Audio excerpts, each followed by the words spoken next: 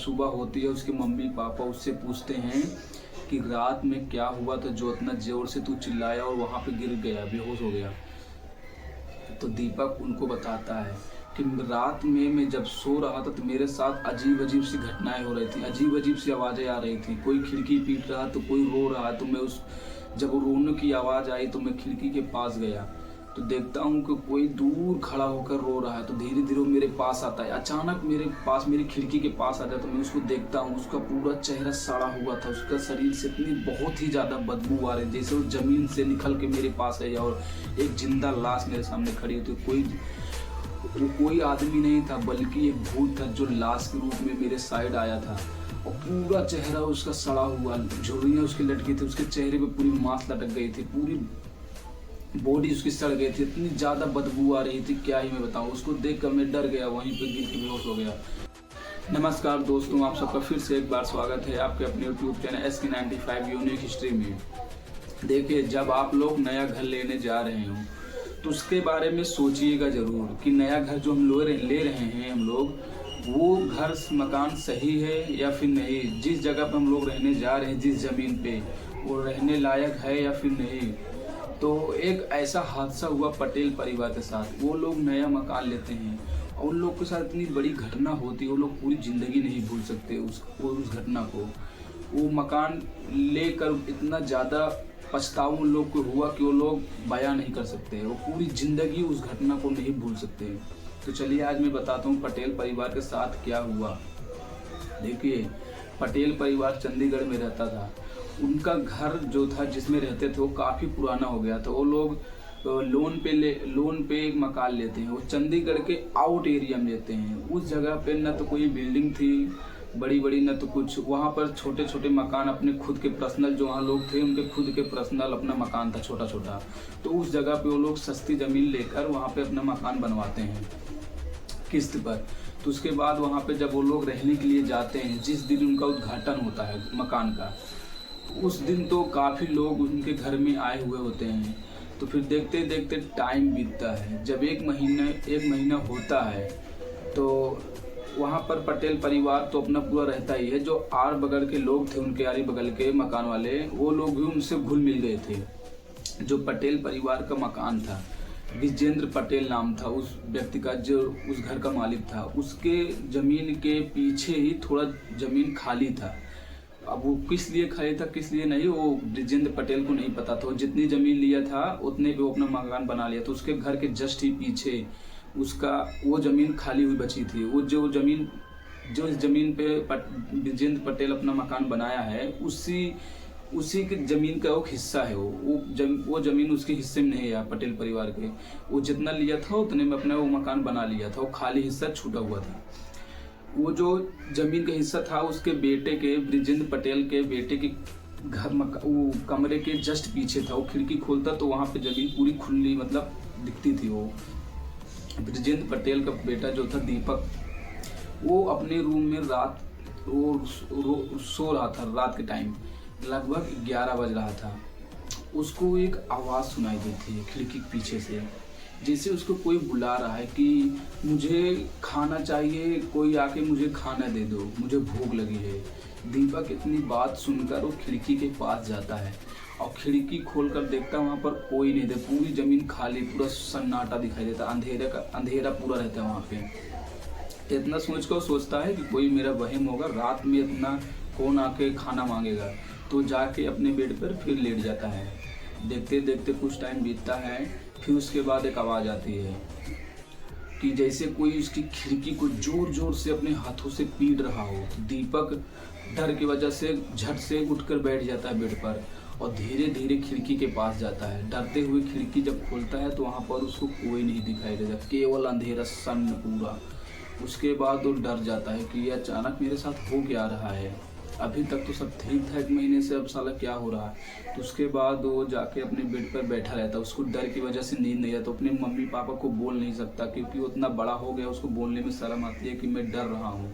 तो इसलिए अपने मम्मी पापा को बताता नहीं। उसके रूम में जाकर, अपने मम्मी पापा के रूम में मतलब जाकर उनको बताता नहीं कि मेरे साथ ऐसा हो रहा है, मैं डर रहा हूँ।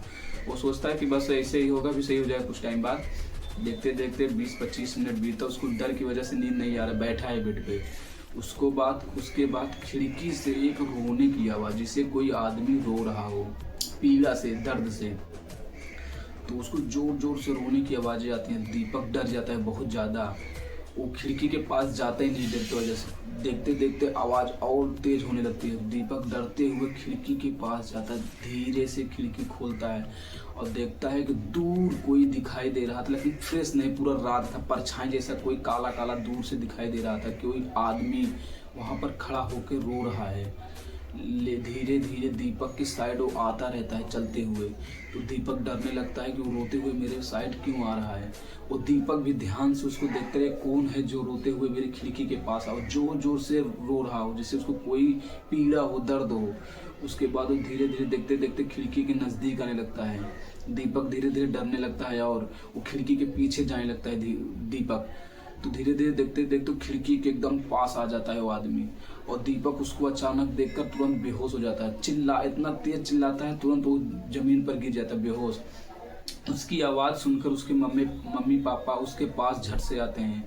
देखते हैं दीपक जमीन पर गिरा हुआ है, बेहोश पड़ा हुआ है। तो उसको उठाते हैं, पानी के छींटा मारते हैं। तो उससे पूछते हैं, दीपक क्या हुआ, तू इतना ज़ोर से चिल्लाया क्यों, बेहोश कैसे हो गया। तो दीपक डर की वजह से वहाँ कुछ बताता नहीं है। उनको बोलता है कुछ नहीं, मैं सुबह बताऊंगा जो हुआ है। तो वो दीपक को अपने रूम में लेके जाते हैं। दीपक डरा हुआ होता है। जब सुबह होती है, उसके मम्मी पापा उससे पूछते हैं कि रात में क्या हुआ था जो इतना जोर से तू चिल्लाया और वहाँ पे गिर गया, बेहोश हो गया।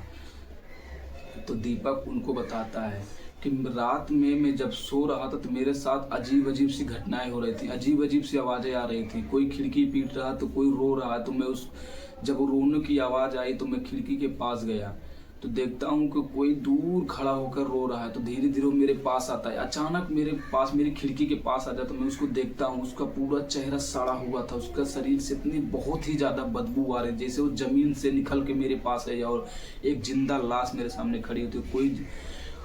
कोई आदमी नहीं था, बल्कि एक भूत था जो लाश के रूप में मेरे साइड आया था। और पूरा चेहरा उसका सड़ा हुआ, झुर्रियाँ उसकी लटकी थी, उसके चेहरे पे पूरी मांस लटक गई थी, पूरी बॉडी उसकी सड़ गई थी, इतनी ज़्यादा बदबू आ रही थी, क्या ही मैं बताऊँ। उसको देख कर मैं डर गया, वहीं पे गिर के बेहोश हो गया। इतना उसके मम्मी पापा जब सुनते हैं तो वो तुरंत उसको फ़ोन करते हैं जिससे ब्रिजेंद्र पटेल ने ज़मीन खरीदी थी।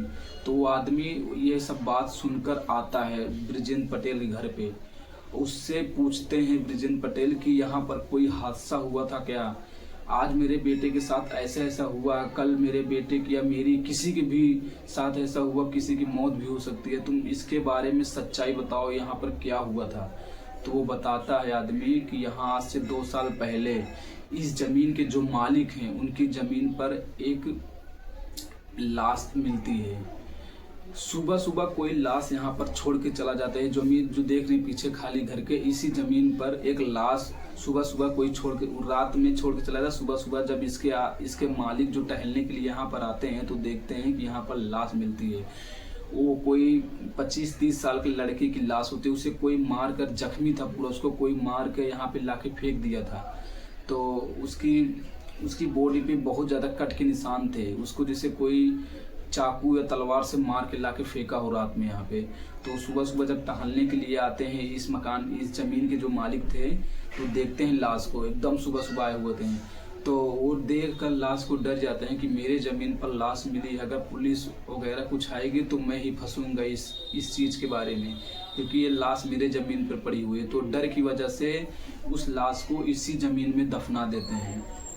आज भी वो लाश उसी जगह पे दफनाई हुई है। और जो इसके मालिक थे, जो लाश को दफनाए थे, ज़मीन के जो मालिक थे, उनकी अजीब तरह से मौत हो गई। उनके मुंह से खून आकर खून की उल्टी होने लगी कुछ टाइम बाद, और एक बीमारी होने के कारण उनकी मौत हो गई। तब से ये ज़मीन पर कोई आया नहीं है। ये ज़मीन आप लोगों ने खरीदी, आप लोगों ने मकान बनाकर तब आप लोग रहने आए, तो आपको ये हादसा आपके साथ हुआ। तो यही सच्चाई है, मैं आप सबको जो बता रहा हूँ ये कोई झूठ नहीं है बल्कि सच्चाई है। तो वो लोग ये बात सुनकर तुरंत मकान खाली कर देते हैं, बोलते हैं मुझे अपनी जान प्यारी है, अगर मेरी ज़िंदगी रहेगी तो मैं बहुत सारा मकान खरीद लूँगा मैं, लेकिन यहाँ पे नहीं रहूँगा। तो वो मकान को लोग तुरंत खाली कर देते हैं, वहाँ से चले जाते हैं। लोग बोलते हैं जब किसी व्यक्ति की अकाल मृत्यु हुई हो, जैसे कि कोई उसको जबरदस्ती मार दिया हो, जैसे कि अकाल मृत्यु का मतलब जैसे रोड एक्सीडेंट में मौत हो गई, जबरदस्ती उसको पकड़ के फांसी पर टांग दिया गया हो या फिर तलवार चाकू से काट दिया गया हो, तो उन लोगों की अकाल मृत्यु बोली जाती है। उन लोगों की आत्मा जो है ना भटकती है, उन लोगों की इच्छाएं पूरी नहीं हुई होती, इसीलिए उस जगह पर वो भटकते रहते हैं जिस जगह पर उनकी लाश पड़ी हुई होती है, जहाँ पर उनको दफनाया गया हो, वहाँ पर दिखते हैं। तो ब्रिजेंद्र पटेल के साथ यही हुआ, वहाँ पर उस आदमी की बॉडी वहाँ पर दफनाई गई थी, तो इसीलिए उसकी आत्मा वहाँ पर भटक रही थी। अगर वो लोग उस ज़मीन को खाली नहीं करते तो उन लोग के साथ बहुत बुरा हो सकता था, किसी की जान भी जा सकती थी।